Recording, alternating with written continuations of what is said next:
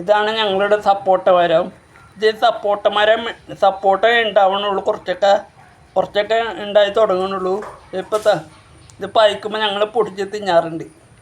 ഇപ്പോൾ തൽക്കാലം ഞങ്ങളുടെ അടുത്ത വീട്ടിൽ നിന്നാണ് സപ്പോട്ട തന്നേക്കണം. കുറച്ച് പഴുത്ത സപ്പോട്ടയാണ്. സപ്പോട്ട അടുത്ത വീട്ടിൽ തന്ന സപ്പോട്ടയാണ്. ഇത്ര സപ്പോട്ട ഞങ്ങൾക്ക് തന്നിട്ടുണ്ട്. ഇതിൽ പഴിക്കുമ്പോൾ ഞങ്ങളെടുത്ത് തിന്നു. സപ്പോട്ട പൊളിച്ചെടുത്ത സപ്പോട്ട. അപ്പം നമുക്ക് തിന്ന് നോക്കിയാലോ? ഹായ്, ഇന്ന് നമുക്ക് സപ്പോട്ട തിന്നാലോ? അപ്പൊ അന്നെ വിളിക്കാലേ അണ്ണാ. എന്തോ? വാ. സപ്പോട്ട തിന്ന.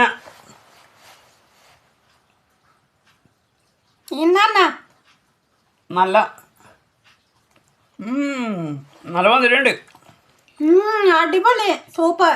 അടുത്തടി തന്ന സപ്പോട്ടല്ലേ? അതെ, അത്രയ്ക്ക് നല്ല മധുര.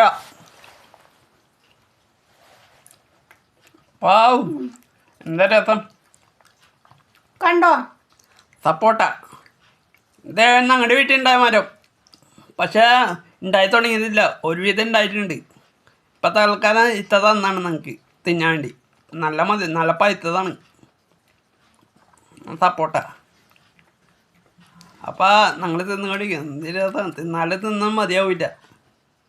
നല്ല മധുരമുണ്ട്. അത്തലാണ്, സൂപ്പറാണ് സപ്പോട്ട. സപ്പോട്ട തിന്നാത്തവരാരുണ്ട്? ആരുമില്ല. ഒക്കെ പഴങ്ങളിൽ പെട്ടതാണ്. ഒക്കെ തിന്നാ അല്ലേ?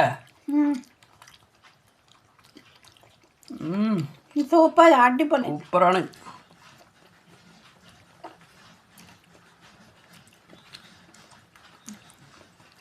നല്ലതല്ലേ?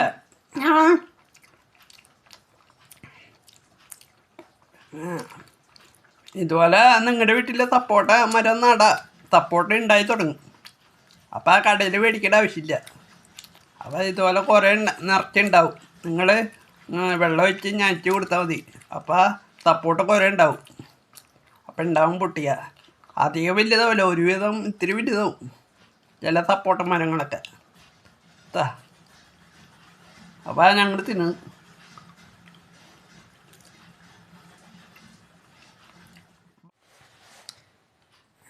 എന്നാ എങ്ങനെയുണ്ട് സപ്പോട്ട? നല്ല സപ്പോട്ട.